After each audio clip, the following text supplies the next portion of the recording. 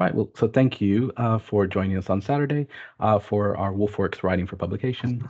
We are very, very fortunate to have Professor Susan Robertson and Miss Anna Lukina talking about their experiences for publications.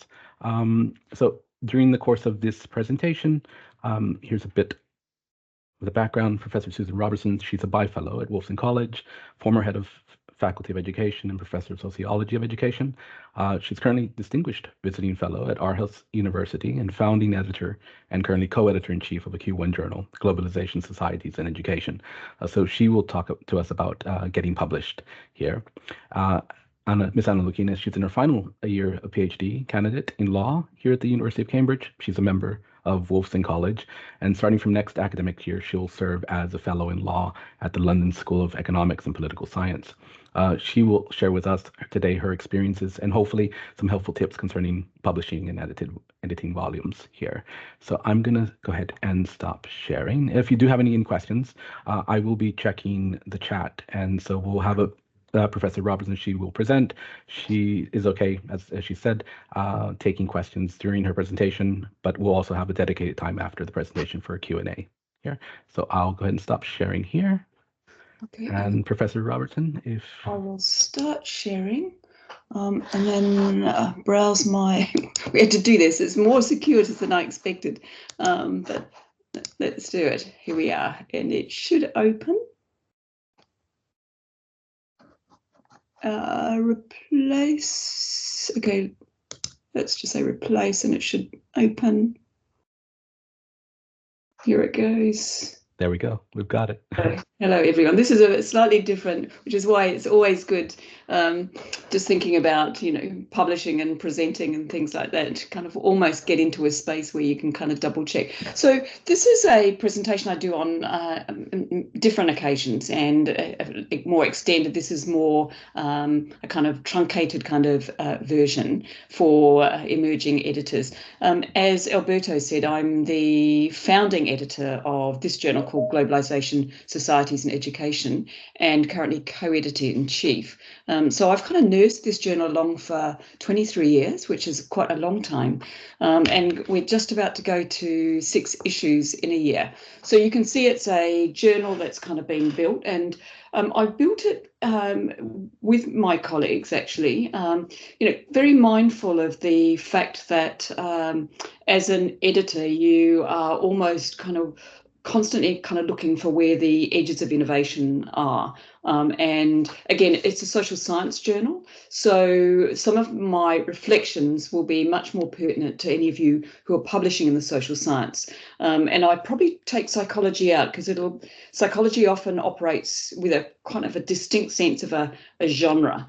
But even so, if you're publishing in, let's say, journals that might be more geographic, what you'll notice if you look at any of those geography journals like Antipode, they're much more kind of visual in their orientation as well. So, and in some cases might be quite interested just in a single infograph that you develop. So these notes then are essentially to bring you up to, introduce you. I've just got dismissal resume. Let me just, okay. So I think I want to go back here. So I want to say some things about timing, preparing, submitting, responding, and then further steps. And you can see these are all in words, in which case these are processes. So you're looking around, and by timing, what I mean here is having a bit of a sense of where the debates are, or where you might want to yourself, even as a early career scholar, want to lob some debates down that you might, in this case, it wouldn't be odd for you, let's say some of you to reach out and say, Susan and my colleague Mario, we're really keen to get a special issue going and around these kinds of issues. The big one at the moment is decolonising, but also protest. And you can see in a journal like ours, which is it's a transdisciplinary or multidisciplinary journal. And actually already coming through our journal, we've got some special issues, absolutely focused on things like protest and so on. So the timing issue is important. It's not everything, but it's important about looking at which journals are carrying what kind of debates that you want to be a part of. And so what you're doing is you're inserting yourself into and hopefully putting your antenna up really to be a major kind of interlocutor in those debates. Okay. Sometimes, but don't fetishize on the timing thing. I know if I think of several papers of mine that got published in about 2002, one on the trade negotiations and space and scale. So it was quite a geographic thinking about rescaling, which essentially is moving beyond policy spaces in national settings and into international settings. And it took quite a while for my colleagues to kind of catch up with that. In fact, actually, it's my most cited paper now, but it probably took about 5, 6, 7 years even. And what in the social science publishing world, unlike the science publishing world, is that there's a good 18 months where essentially they say knowledge is just kind of starting to get a little bit of traction. In the science world, knowledge is turning over at a rate of about 12 months. So social science has a different kind of temporal window. And if you're driving the field, and some of you should be from your PhDs, then essentially, and I think I saw you Constantis, and I think you're in education if I'm not wrong. You're doing some really interesting work, because I think I heard you speak at the research day, and you could be stepping in and driving some of the kind of discussions around these things. So let's just get going, because I'm mindful of the fact that I could talk and elaborate, and what we want to do is also have enough time to get our way in. So are you working on an issue area, on a specific context, drawing on a set of theories or a theory, or are you responding to a special issue call? So, and often the special issue call pushes you to just step slightly sideways, to think a little bit differently, because but essentially it often pulls your work in quite an interesting direction that you perhaps didn't kind of anticipate. So a paper I've just written most recently was in relation to a special issue call around revisiting critical theories, the Frankfurt School of Critical Theory. So in sociology, critical theory is perhaps a longer standing set of theories coming out of Germany. And it's made me go back and reread, and in doing that with the topic that I'm working with, how does that special issue call actually enable me to amplify something that's probably in my work or my argument or my data, but in ways that are slightly different to what's being developed in the PhD itself, and what that's doing essentially, and essentially, Anna will know this, is that in a way, and it's really, you're under a lot of pressure now. It's so competitive out there. There is an expectation you come through your PhD with publications. That's correct, Anna, isn't it? Stepping into the next step, and if you're a fellow at the LSE. So I kind of logged those recent rounds. They're looking at a portfolio that you've got, and that puts you under a lot of pressure. There's ways in which you can include some of that work you're publishing, because it is your work, so it's not a question of plagiarizing, which is what many of you start to worry about. But it'll take a slightly different form in your PhD if you're writing a whole thesis as opposed to a PhD by publication. If you're doing a PhD by publication, then you've probably got 4 to 6 published pieces, very substantial, and then you're bookending it with a beginning and an end, and then you're saying something about the quality of the work. But typically, doctoral students coming through that I work with are publishing as they're going along, and they might be clipping back some bits of their a piece that might have gone out to a special issue to make it kind of fit into the PhD thesis, but definitely that's the name of the game. Some of you might actually be on funding that requires you to at least have 2 pieces submitted as part of your funding. I know some governments like Malaysia actually require that of their PhD students that they're funding. But the whole question of what kind of conversation is going on in that journal and what kind of conversations do you want to lob down in that journal? Because you almost want to imagine that you're taking a piece that you then either have taken it to a conference, and what you really want are people like myself as a journal editor to be thinking, I want to go and listen to that because I want to tap you on the shoulder and say, I'd love this piece for our journal. Or you're on a panel, is there any way you and some of your panel members might want to think about, let's say, 2 to 3 pieces or a special section or a special issue, those kinds of things. So you're always kind of out there, and you're in the ideas business. You're in the putting ideas out into the public sphere, either as other academics, and in some cases to broader kind of interested publics, particularly if you're thinking about impact. So here's the question, which journal? You might look at who's on the editorial board, so look at the about section of the journal, and that will help you understand the broader paradigm of the journal. And that goes for also the science journals. It's, even if you're in areas like, let's say, biosciences and so on, there'll be different paradigms or different, or even physics, there'll be different paradigms that will underpin some of the discussions going on in those journals. If you're in economics, you're in a pretty tough kind of publishing game, because essentially broadly for the economists there's about 4 journals that they put up, and your aim is to do less and strategize getting into those journals. But you're going to look at the aims and scope. One of the things that's happening right now amongst the publishers, which is why I just said to Alberto, I'm happy to run something longer, is that they are now no longer binding and putting on a library shelf a volume, which has meant that they're being able to go out to, if it's digital, to slightly longer lengths.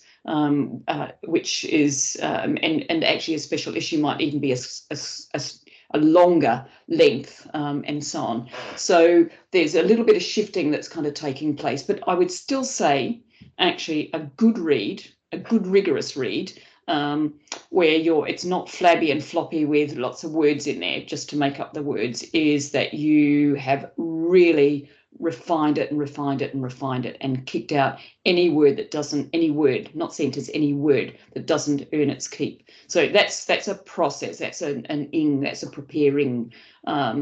Is it a credible, rigorous journal? You can check the metrics right at the top, and it'll give you those metrics. Is it Q1? And you're aiming for that. You should aim high.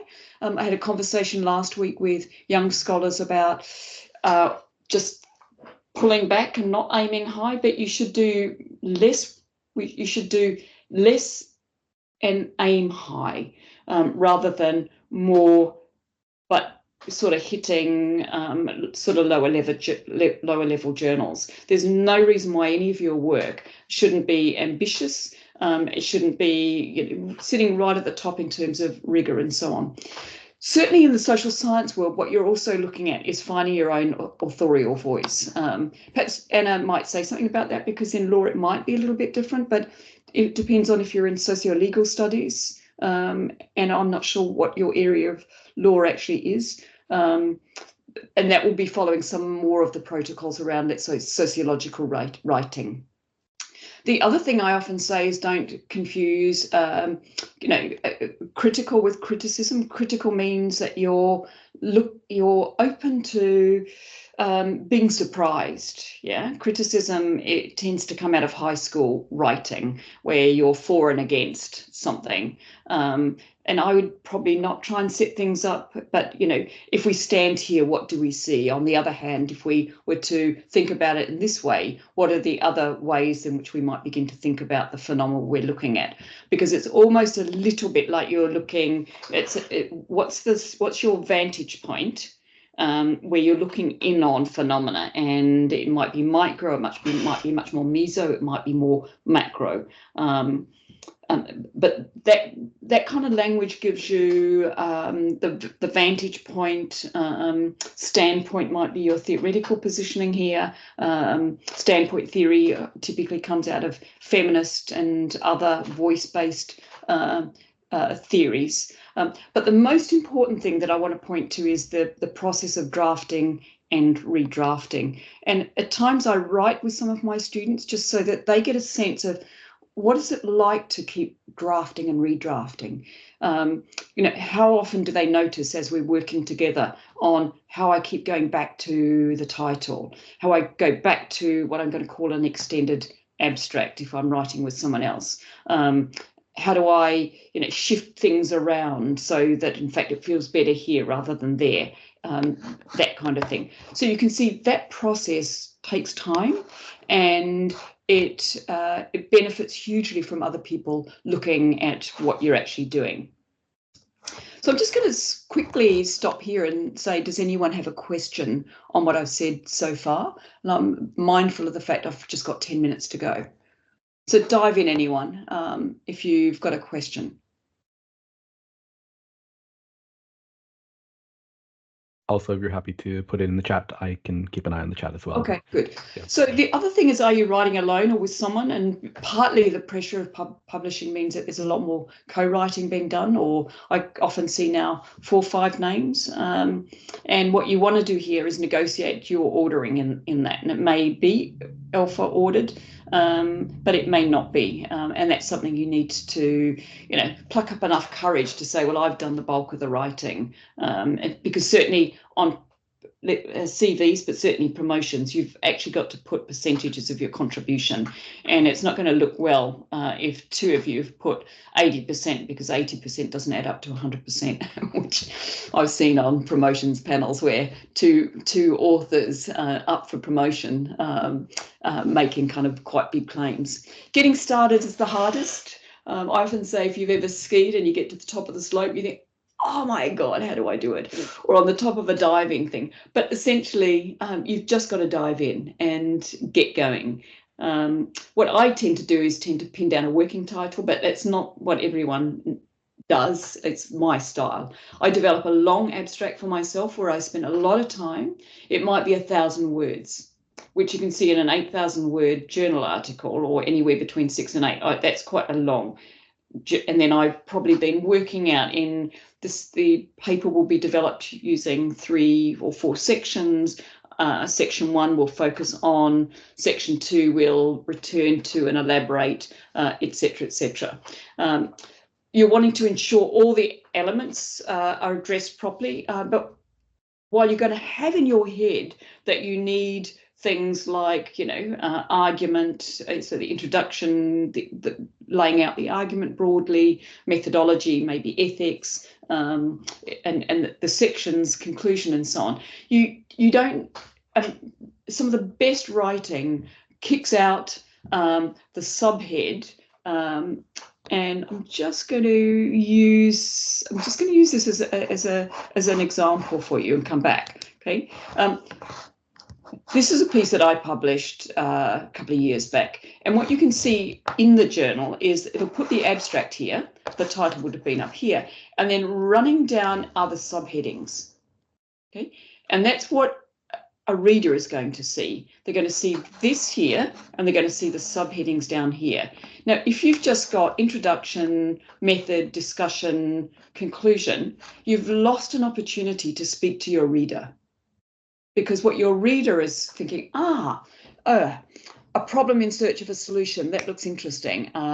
Mapping global competences, mapping less visible connections. I'm interested in that. Okay, so now suddenly you've got me putting a bit of effort into downloading and possibly reading, because I'm using everything that the screen is offering, that the publisher is giving us, to actually develop my argument. So this is a space, the abstract. This is a second space, and this is a third space, a bit more of the of the article before it kind of cuts out if you don't have access to it or you need to keep going and to download it. So I'm just going to go back here. So my point really is use things like subheadings in an artful way to carry your argument. Be open to seeing new patterns, angles, or arguments as you work with the material. And some of it you won't have seen when you first started out. So just if you run out of steam on day 10, or whichever day, and it just feels like it's not going well, tomorrow's another day. And believe me, it's amazing as you get up the next day and it's just stayed with you, possibly even the frustrations, you might see a different kind of angle in on something the next day. So my sense is if you get stuck, have a plan to how to work beyond it. So possibly if you're stuck, just go back and pull up the references and do that properly. Or just if you get stuck, lots of people start again from the introduction, and often the introductions look really fantastic, but you never really get to the middle section or to the end. So maybe just sometimes dive into a different section, maybe, and surprise yourself, and then perhaps come back to the section that you get stuck on. But there are techniques, and I'm not going to elaborate this. Alberto and I have just agreed I might do something in November on writing, but little tricks that you can use. For me, if I get stuck, I have to go back one page of pen and paper, and then I'm away again and I can just get going. But it'd be a really interesting thing for us to share amongst ourselves. I worked a lot at one point with a person who did a PhD in reading for clarity and understanding, which was super interesting. And some of the best, this is probably not what the French are going to say to you, but some of the best papers tend to flag where we're going. So first, second, or third, but don't overdo that. Or I conclude. So use kind of signals, but do that also in an artful rather than a kind of fairly mundane way.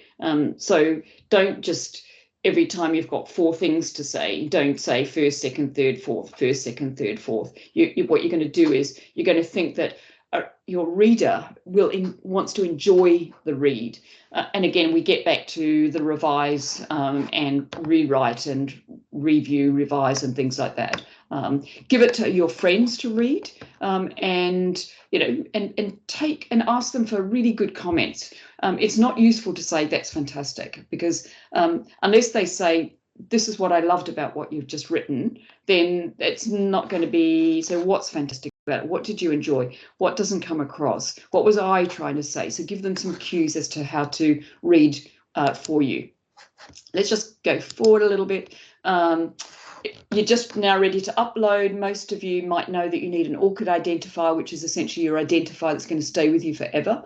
It's a bit like it's an academic blockchain, really. Just a little tip on the corresponding author.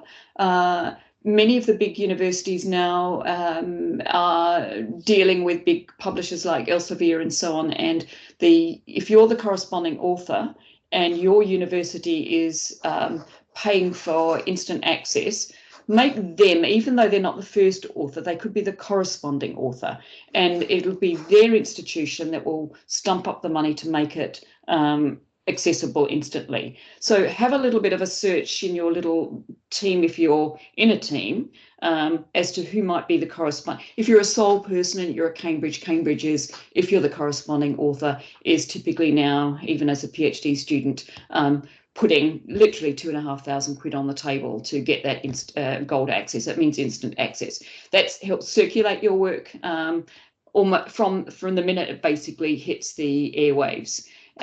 But you're thinking about the length of the abstract. There'll be very strict rules about this. The title, don't be too smart on the title, but also it should be catchy. One of my recent papers is called Guardians of the Future.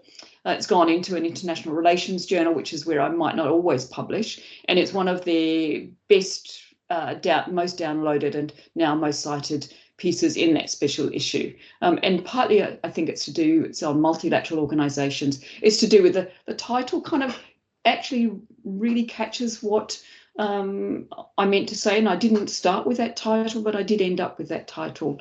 And the other thing is, just absolutely don't get careless about this step about anonymizing your text. That means XXX, and then you delete your references to yourself if that's what you're doing with the X's there. And those deletes will just be added in later. It may well be that someone reviews it and says, you should have been using these people. But if that happens to be you, then that's really good.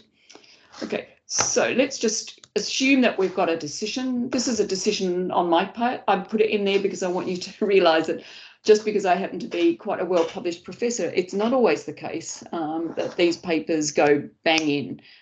Then it's anonymously reviewed, and there were some issues, and I've just now sorted out some of these issues, and I'll be putting this back into the system for publication. But that was 2 years ago, and I've been working hard on trying to land the theoretical angles on this. So again, don't bin it. Just think, okay, I just might need to do a lot more hard thinking and reading and writing and communicating and presenting before I can come back to this piece of work. When you get the responses, and I'll do this very quickly, and I don't know if our third speaker has popped up or not, but anyway, read the reviews closely. Don't get annoyed.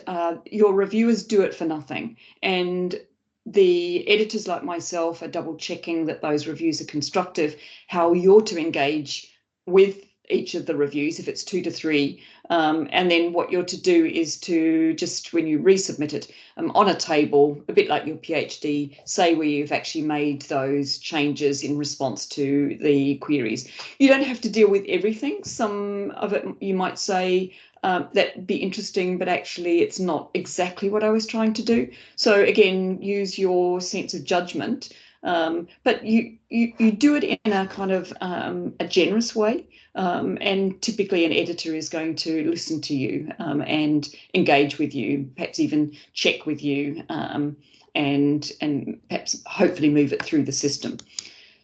So what you're looking for it to come out is what's called the DOI system now. It may not be in a special issue, and I've run out of time here, but essentially you can see these have just come out in my journal, and they can kind of circulate, and really I want to just kind of push this element here.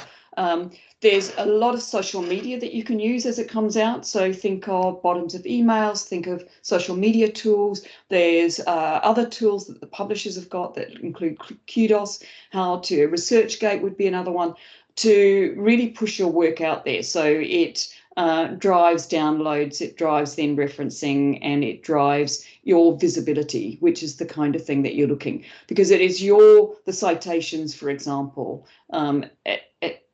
eventually that you might ultimately be using to make your claims as to the quality and the value of your work, your contributions to, in this case, social science. So I'm going to stop it there. I'm not going to press the leave, which is what I did last time, Alberto, and I'm just going to unshare here. So how do I unshare?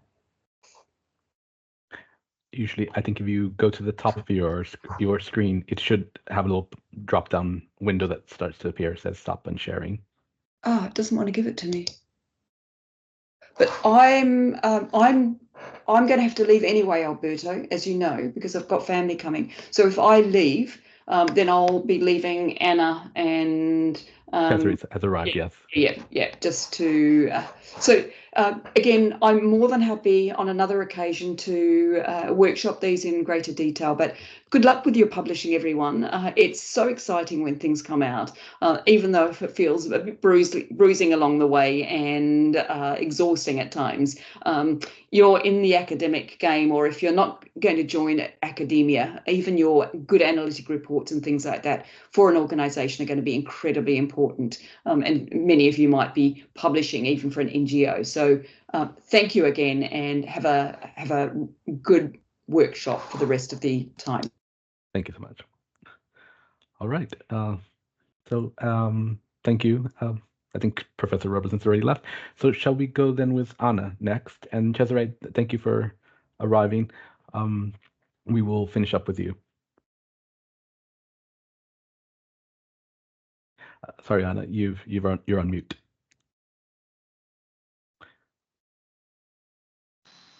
There we go. Oh, sorry. Yeah, can you hear me now? Yes, perfect. Yeah, and can you see my slides? Yes, perfect. Wonderful. So hello, everyone. My name is Anna. I'm a third-year PhD law candidate, and today I will be sharing some tips and experiences about publishing in an edited volume. I would like to make a kind of small caveat in that, well, I'm only speaking about the norms in my field, which is like broadly law, but more specifically, I do a little bit of legal philosophy, a little bit of legal history, a little bit of public law. I guess like, well, you know, like most of my work is related to jurisprudence or legal philosophy, but I kind of try and make some interdisciplinary contributions as well. Publishing in edited volumes to clear any confusion.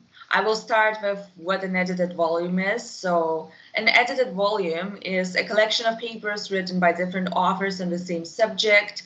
That subject can be very narrow, very broad, anything in between. You will see it once I give some examples.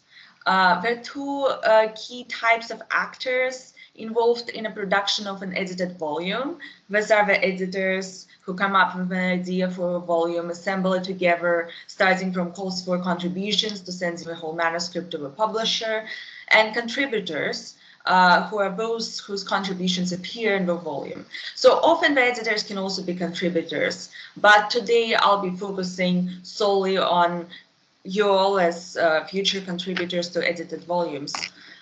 So just to give an idea of what an edited volume looks like, these are edited volumes are contributed to. I also have them like here, brought props, as you can see. Yeah, it just looks like this. It can be like very big, kind of, you know, like smallish, they're very different. You can see that, yeah, that they vary in the subject matter more generally, and its kind of narrowness more particularly. As I said, it can be broad, it can be narrow, but there's just like this unifying theme which is used. So why did I decide to be a contributor to like all those volumes? There's an unspoken convention, at least in my field, law, legal philosophy, where journal articles are valued more for various reasons, partly because, as I will be discussing later on, it is probably harder to publish them. Nevertheless, there are good reasons to publish one's work in an edited volume. Firstly, a publication is a publication. Having one more publication on record definitely doesn't hurt. Secondly, sometimes your edited volume contributions will be more widely read, especially for a rather unfortunate but realistic reason that having big names as editors and fellow contributors may attract those who wouldn't necessarily be interested in something written by a younger scholar, like some of you, like me, otherwise. And thirdly, through contribution to an edited volume, you can forge connections with the editors and other contributors, which may open up new opportunities further on. And fourthly, publishing in an edited volume gives you some experience of teamwork, which is sometimes important to, well, both your professional development and for more pragmatic reasons, like having it in your CV and being able to refer to it when applying for fellowships, jobs, etc.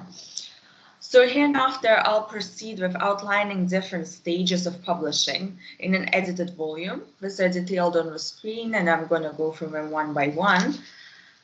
So my first question would be, how does one even get involved in an edited collection? So one way is by being offered to become a part of it, which is probably an option for more senior academics, although there can be exceptions. So 2 of my 4 contributions were personally solicited from me by people I knew from conferences or people who read my work, etc. Another option is applying for conferences, as I say, that promise subsequent publication in an academic volume. Not all papers in the conference, depending on how big the conference is. Sometimes it's just like select like few papers. That's like another way of doing it. In the remainder of the talk, I would like to focus on the third option, which is probably kind of maybe most realistic to scholars who are at the same stage of academic career as I am. Responding to calls for contributions, calls for submissions. So to find the calls for contributions available in your field, I suggest trying to search for call for contributions, call for submissions, call for papers, CFP in your search engine, call for contributions, or calls for contributions, you know, like aggregated on some of the websites, academic blogs, or even social media. So you can do your research. You can kind of have a look at what's happening right now, and you know, maybe there are some volumes that might benefit from your contribution as well. So what you will find is something like this. So this is the real call for papers for this book. It changed its name like a little bit. It changed its content presentation a little bit, but you can see on the slide, this is how this call for contribution works. So we usually contain the following parts. There's like this big description of a project and what it is about. Sometimes ideas for individual contributions. It's a non-exclusive list, but it gives you a good sense of what the editors are looking for. Approximate timeline for the project and what you need to do to apply to be part of it. So how to submit? Draft chapters are sometimes required, although kind of very rarely. So yeah, so usually it's all based on, you know, like CV or bio, which is not, of course, as important as the abstract, but which can also, you know, like make a case for contributing to this project. But abstract is what the editors are looking for. Like any academic abstract, like abstracts for conferences or abstracts for journal papers, it should be clear, it should communicate your idea in a coherent way, and it should contain an original argument. That's something that we all know about. However, what is new when it comes to edited volumes is that you need to demonstrate that your contribution fits the volume's theme. And I also suggest that you emphasize in it, you know, it in a formally, usually optional letter to the editors, together with those items on your CV that will put you in a position to write a good chapter. So make a stronger case for yourself. And this is especially important for junior scholars like us, whose potential needs to be clearly spelled out. So, you know, don't neglect a cover letter. I think the cover letter is a good way of presenting yourself, presenting your contribution. So, okay, let's say you've been accepted as a contributor. The next step is after you submit your work is review, which can be done by the editors themselves, other contributors, or external experts. So one thing that distinguishes contributions to edited volumes through peer-reviewed journals is that the editors have a vested interest in your contribution being included, as they have a blueprint for the volume in their head. So this is different from academic journals where they don't have this incentive.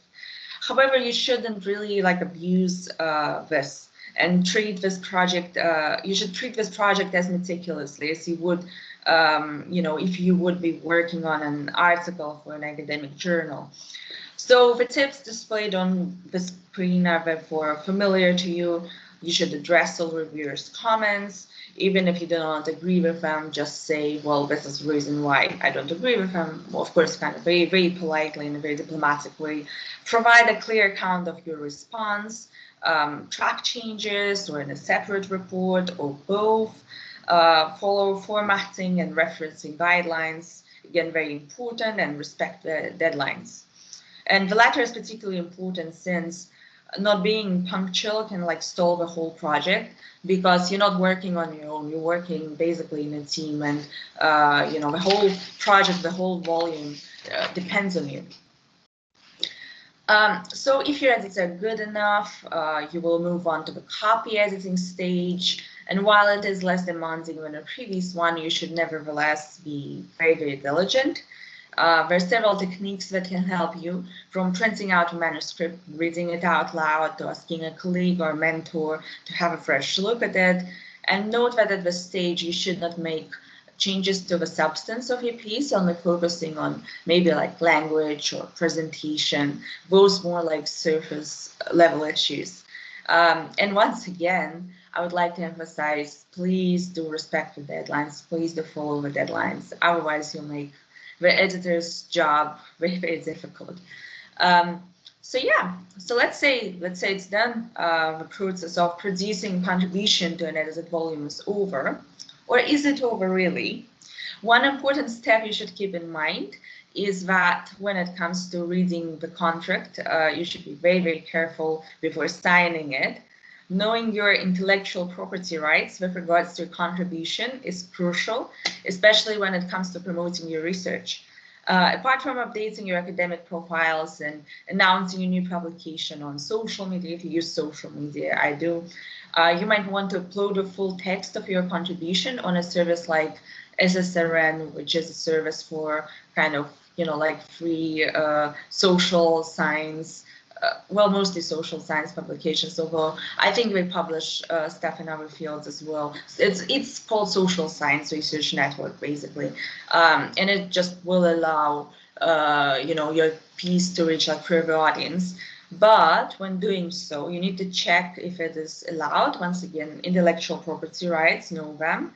In most cases, you can upload the last version of your contribution pre-copy editing. That would be a compromise, but it's important to know the details of your contract. So once again, read your contract. So, okay, so I hope it wasn't like too quick. I've decided to just kind of, you know, make use of the time I was given, and make sure that other speakers today can have a say on the matter and can present, you know, their contributions. So I will stop here, and thank you for listening. Thank you for inviting me. Please direct any questions on this Zoom talk, I don't know, raising your hand or like typing it in the chat, or you can reach out to me afterwards. This is my Cambridge email, and this is my Twitter profile, as I'm a very prolific Twitterer, I would say. So thank you so much. All right, thank you, Anna. Are there any questions for Anna on publishing in an edited volume? You can pick up your hand, or you can put them in the chat, and I'll be happy to read them out. Open up the chat. I see someone typing, so I think I'll just hold off for a moment.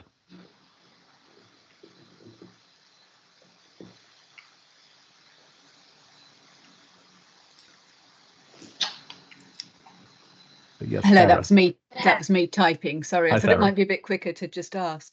It's probably a really odd question, really, but if you're published in kind of multiple places, can you publish a variation of the same article in more, or does it have to be a completely different? So, for example, if you were in an edited book, could you also publish something very similar in a journal, or is that completely not the done thing? Does that make sense? Yeah, no, it's really not a done thing in that it should be like a separate piece of work. Of course, you can publish on like the same theme, and I think it depends on like the type of contributions you're making. So, for instance, you know, for a lot of PhD students like me, there are those like kind of spin-off parts of our PhD projects that can be published as articles, even though my PhD, like maybe like most PhDs in my field, both more specifically and more broadly, kind of result in sort of a monograph, and usually the expectation is that you kind of publish it as a book. You can still publish like little parts of it as articles.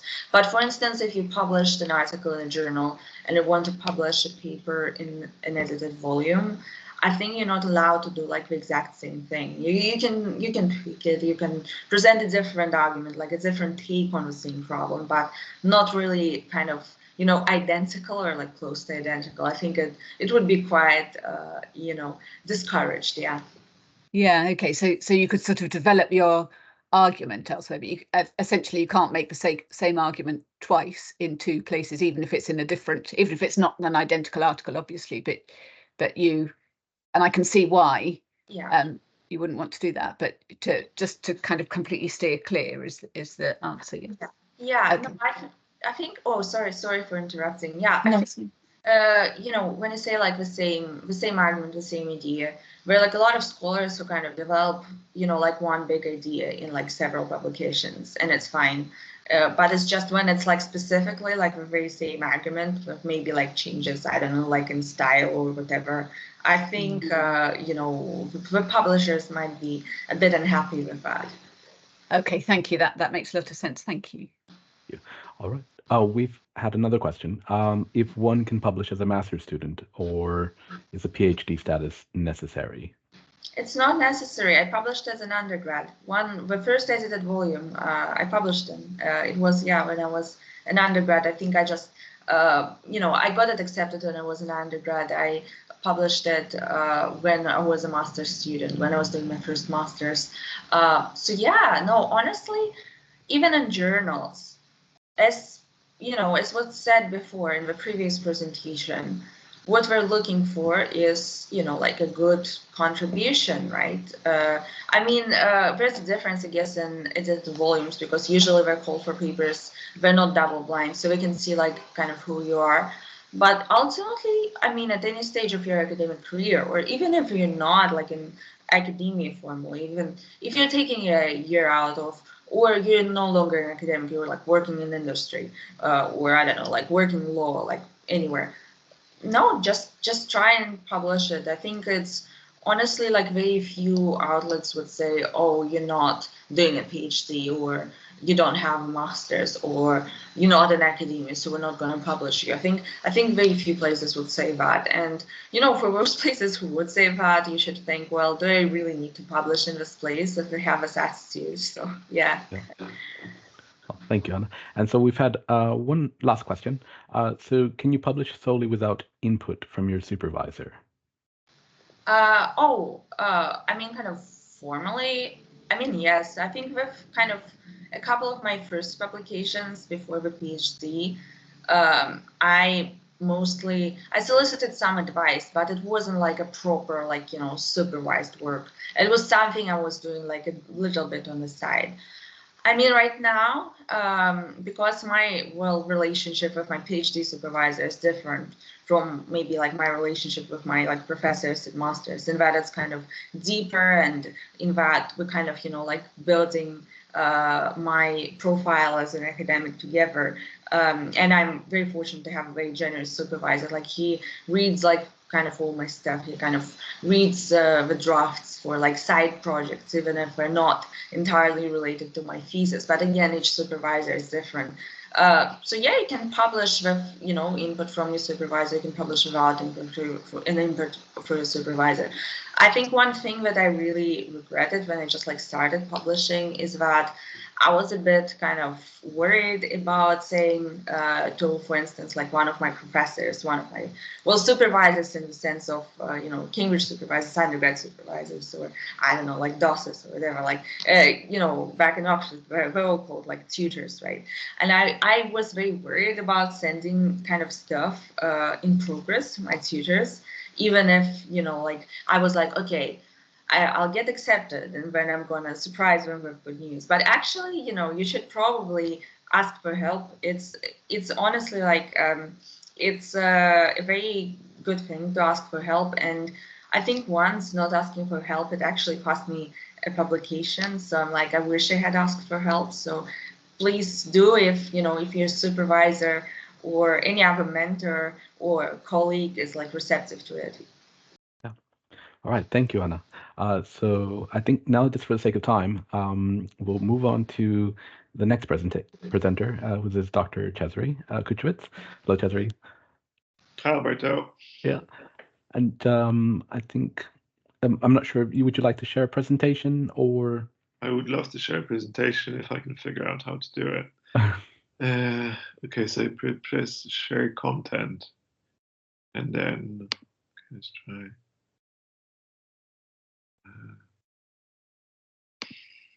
I'm so bad at this. You can also go to the top of the Teams, and there's a little button that shows up that is pointing upwards. It says share. Okay, and then once I press it, what do I do? You can share your screen and then go into your. Okay, I pressed share screen. Did that work? Yeah, so we can see your desktop now. Oh, excellent. Then you can do the present.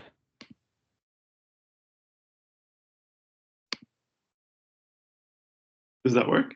There we go. We see treatment of the war dead. Excellent, awesome. So if we're ready to go, yeah? Yeah, perfect, great. Thank you so much. Excellent. So hello, everyone. My name is Cezary, and I'm a bi-fellow at Wolfson College. I work on ancient Greece. I'm predominantly a historian, but increasingly lately I've been doing a lot of archaeology. And Alberto asked me to speak to you about a book I published with Bloomsbury Academic in December 2020, which you can see now on your screen, which was based on my PhD thesis, which I submitted at UCL in 2018.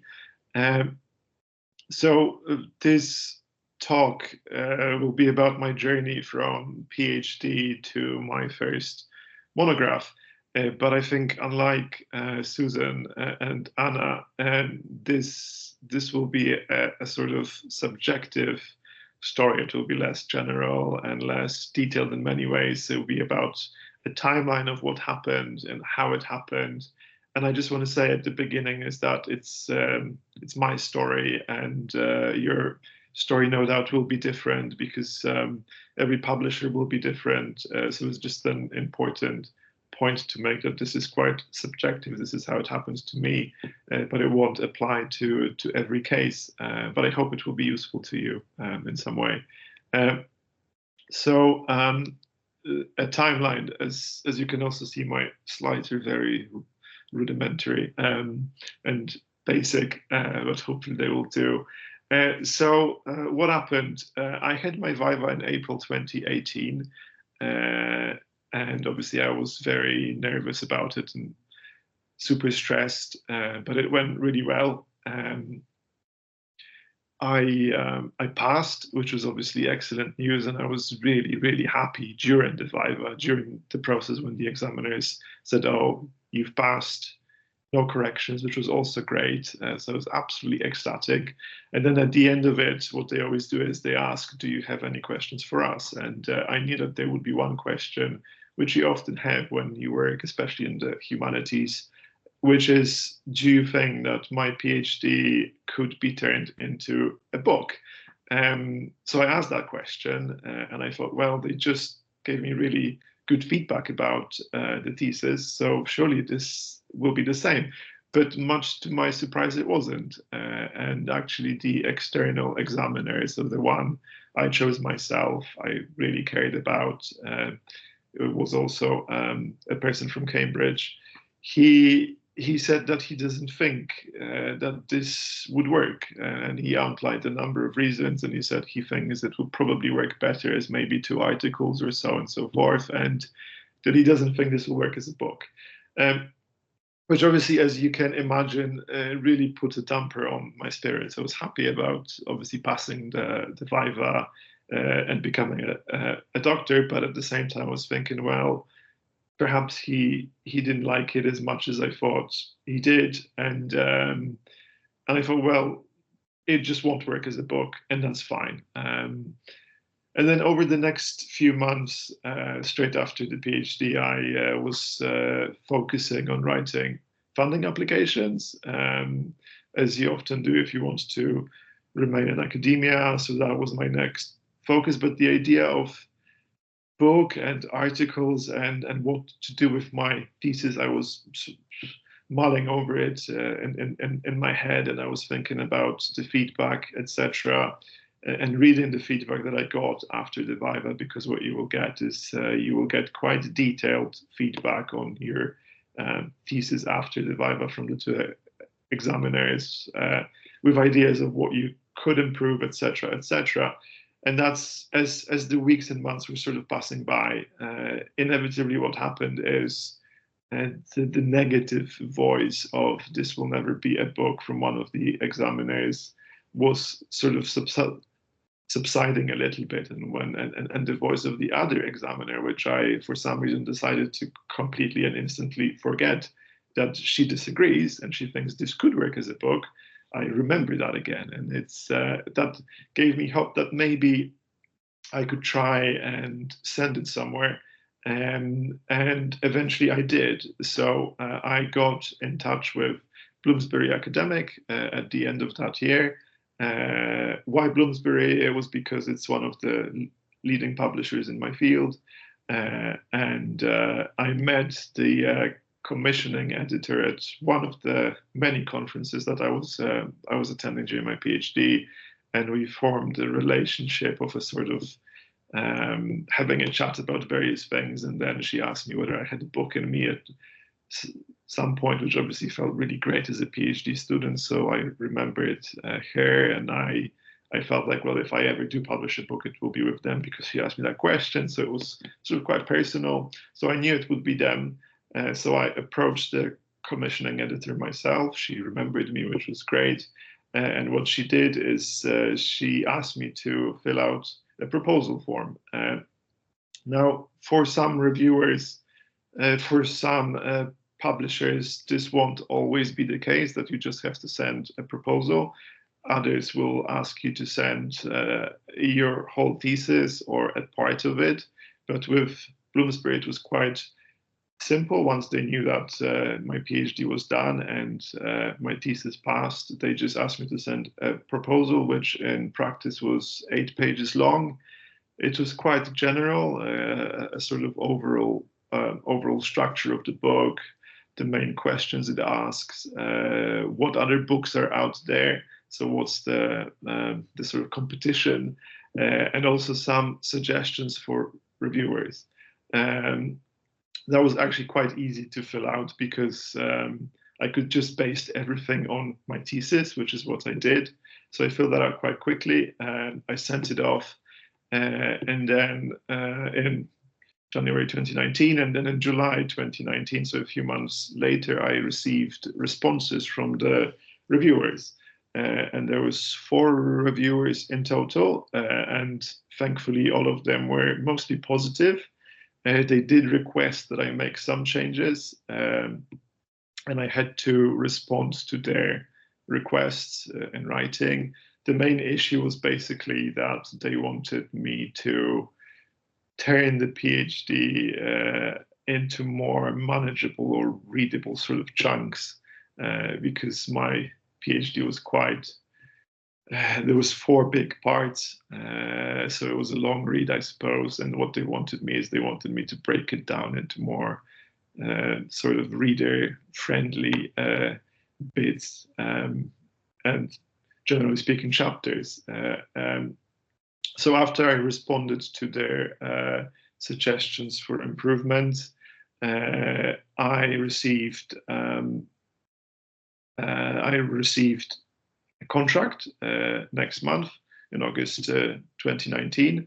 The specific terms was that the length was, as you can see on this screen, it was 100,000 with 10 black and white images. There was a mention of royalties, which you can also see on your screens. 3 copies of the first edition and any future editions. There was also an author's discount. And now these terms will differ for every publisher. These are the ones that I've had from Bloomsbury. Subsequently, I've also published another book with a different publisher, and the T's and C's were different. So it's always a good idea to check and to ask if you're unsure about anything. And then what they said is that they wanted me to send the first manuscript by the end of November. which I thought initially would be quite easy because, well, I'm sitting already on the thesis. So all I have to do now is I have to adjust it and change it so that it's a book, break it down into more readable chunks, as I said, remove all the bits in which you say in this thesis to in this book. So I thought that would be quite easy. Inevitably, it wasn't. It was actually quite a lot of work. And by November, I was still not finished. So I asked whether I could have an extra month, which my editor was fine with, and I submitted by the end of the year my first manuscript. And then moving on, I've received the manuscript review 2 months later, approximately. Of course, it was anonymous, but I think it was probably done by one of the reviewers that I initially suggested.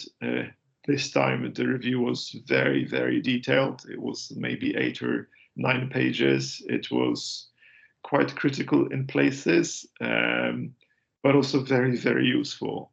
So I took a lot from it.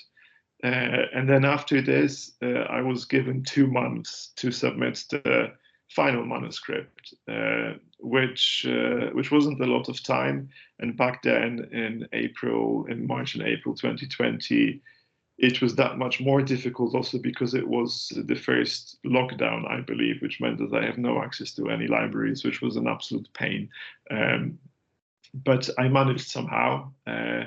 Of course, in the end, I went over the word limit, which I was very worried about. I think I ended up with 115,000 words, so 15,000 over the word limit.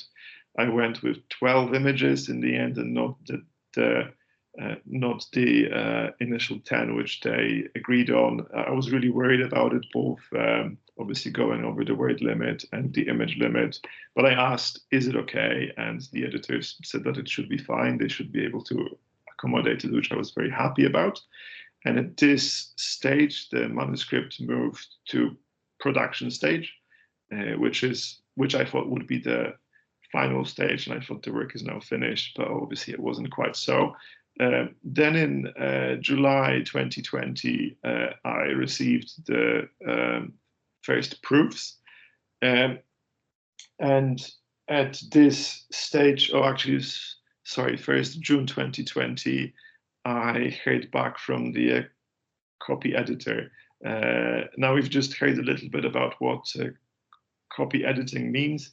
But basically what it is that there's a person which is arranged by the publisher who goes over the entire manuscript and makes sure that there are no typos and that everything is done in line with the house guidelines of the publisher. So, your anglicized or Americanized obviously spelling and hyphens, double hyphens, etc., little things like this.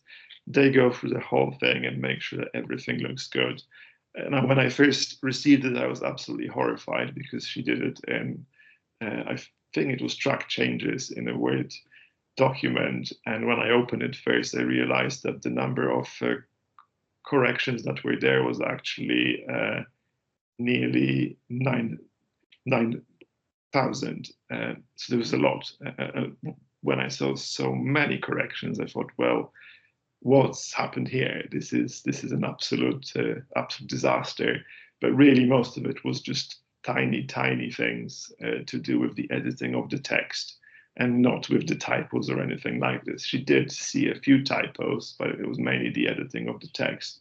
Don't assume that everything will be perfect. Once I realized what she was doing, I also went through the text myself, and I realized that she missed a few things and that a few things weren't actually right. So you still have to do some of the work yourself, and you shouldn't assume that the copy editor will be perfect and that they won't make any mistakes. We're all human, we make mistakes. But after we've agreed that everything is looking good in terms of the editing of the text, we sent it over to the production team. And in July 2020, I received the first proofs of the book, which was really exciting. because that was obviously the way the book would look, the way the pages would look in the actual book. So that was the first real look at the book in flesh, I suppose, even though it was on the screen. So after I've received the first proofs, I had 2 weeks to respond to say that everything looks good and that I'm happy with everything. And now that took much longer because once you know that this is the last stage, you're looking at the proofs and you know that this is the last stage of making changes to the book, you really, really panic. So in the end, they've asked me to return it in 2 weeks. It took me a month. And then in August 2020, they sent me the final proofs, which is when they also ask you to prepare an index. Now with an index, you have a choice of either doing the index yourself, or you can ask someone else to do the index for you, for which you of course have to pay. In my case, I decided to do the index myself because I thought that I know the text much better than anyone else. Therefore, I want to do it. I heard from some of my friends that it's a real pain to do the index, that it takes absolute ages. But I actually quite enjoyed doing it myself. It took me probably about a week, maybe 2 weeks of quite hard work. But I knew that this would be one of the last things that I have to do for the book. So in a way, it was kind of nice to know that this is the last hurdle before the end line, the finish line. So I quite enjoyed doing it. That was also the time when I thought, well, since I have the final proofs to do the index, I might as well read the text again. And inevitably, what happens at this final stage is you find it really hard to let go of the text because you think that there's still mistakes there, that there still might be some typos and things like that. And every time I would look at it, I would find a new typo, and that would absolutely terrify me, thinking, well, if I can find one now, there must be so many more. So I found it really hard to let go of it in the end, being a perfectionist myself, as I'm sure many of you are as well. But eventually I did, and by the end of August, I sent it off. And the hardback edition appeared actually quite soon after, in December, and it was absolutely great, obviously, to hold the book in my hands for the first time, and it was really exciting, and to share it with my family and friends, and then inevitably, as soon as I opened it, one of the first things, like I don't know, within 3 or 4 minutes, I found instantly a typo. And then I was really gutted about it. And I was thinking, I don't want to look at it again because I'll find more, and I'd rather live in ignorance and just not know what else is in there. But that, in hindsight, was a mistake, because I knew that with Bloomsbury, at least what they do is after the first year of the book being released in hardback, they re-release it as a paperback. And once they emailed me about the new paperback edition, they've asked, well, would you like to introduce any changes? To which I said, well, how big? And they said, well, only small. So I knew that this was my opportunity to read the whole thing again, look for any typos, maybe update the bibliography a little bit, add a few new references, which they were all happy about, which was great. And in the end, I read the book again. I found 20 new typos, which I missed earlier on. And they've added them to the paperback edition, which was great. So I would say, if you would like to buy my book, please don't buy the hardback edition because it still has the typos. So do buy the paperback edition because it doesn't have any. And that's the one I'm really happy with. And that appeared in June 2022. So to summarize, a few points which I would like you to take from this and from my experience of having my first book out after my PhD is: first, believe in yourself and your project. Of course, it's important to take note of what others say in your field, your supervisor, your examiners, etc. But for us, and I think this is more of a general sort of comment, it's always too easy to only hear the negative voices and the more critical voices, and sometimes at the expense of the positive ones. Ultimately, once you've finished your PhD, the truth is that you're the expert in the field. You might be the only person in the world that really has an in-depth look into what you're doing, and you yourself know whether this could be a book or not and what you have to do with it. And you just have to trust your instinct, and you just have to trust yourself. The second thing is choose the right publisher for your audience and your needs. Again, you will know who the publishers are in your field, what sort of books they publish, what audience they have, and what they might be able to offer you in terms of images and other things. With images, one other thing I have to add is that if you want to add any images to your book, you will be expected to get all the permissions for them yourself. And the sooner you start that process, the better. Sometimes it's easy to get permission for an image from a place like, for instance, the British Museum. It's quite easy. But if you want to get an image from some obscure museum in the world, then sometimes that takes weeks, months, if not longer. So the sooner you start, generally, the better. The third point is have a look at the contract. Have a look at the deadlines, the royalties, the free copies, the discounts. If you're not happy with something, you can always ask, and you can ask for more. Now, from my experience, now I know that the second book I published, I wasn't happy with the royalties and with the free copies. I asked for more, and they were actually quite accommodating and open to add more. So you can always do that. The fourth point is be flexible, open, and ready for any criticism and any changes. Once you've signed the contract, everyone that is there to help you. So all the feedback you get, whether from the reviewers or your colleagues or anyone that's looking at your work, is there to help you. So be open to challenge yourself, be open to think in different ways about how you can present your argument more clear. Work with the editor, work with the copy editor, work with the production team. Always ask for what you need. Again, they're there to help you. If you need more time, do tell them that you need more time. If you need more images, do tell them that you need more. Always have a look at what they do, and let them know if you think something is wrong. They're also people. They also make mistakes. And finally, at the end, make sure that you do clear off the time at the very end to look at the final proofs, to do the index if you want to do it yourself, and to give yourself the time to let go, because that is not an easy thing. And I think you really have to make sure that you're kind to yourself and you give yourself enough time and space to let go of it at your own terms. Obviously, one thing which I hope is clear from the stock is that there will always be typos. They're always there. They will always remain there, no matter how many people you ask to proofread for you. One or two will always be there. So be at peace with it. But at the same time, once it's published, do return to it every now and then. And if you see that there's anything you would like to change, note it down somewhere.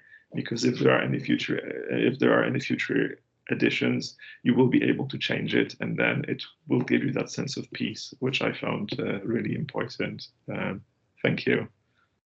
And if you have any questions, please do get in touch, and I will be very happy to answer them. Oh, thank you very much, Cezary. So we have a couple of minutes left before the end of our time. So we'll take any questions from attendees. You can type in or basically raise your hand. Yes, we have Anna, you have a question. Yes, sorry for abusing my position as an hour presenter.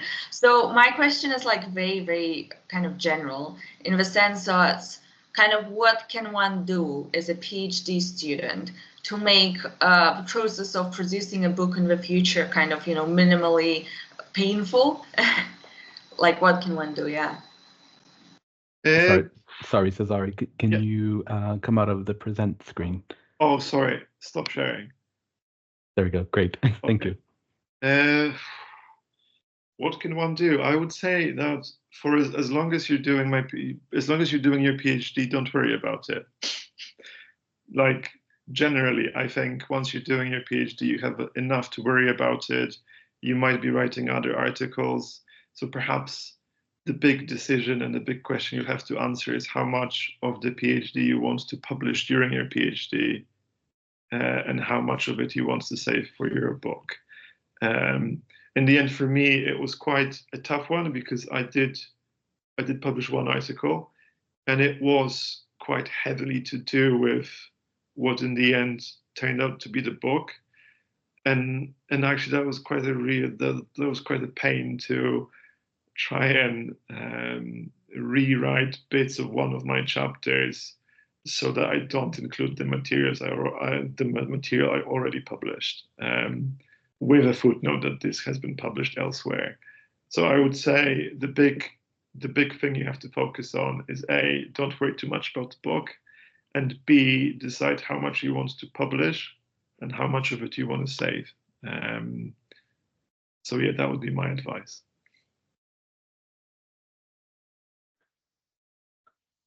Thank you. I think we have some typings coming through. Oh yes, lots of thanks, Cezary, for your presentation, and also to you, Anna. All right. Any final questions?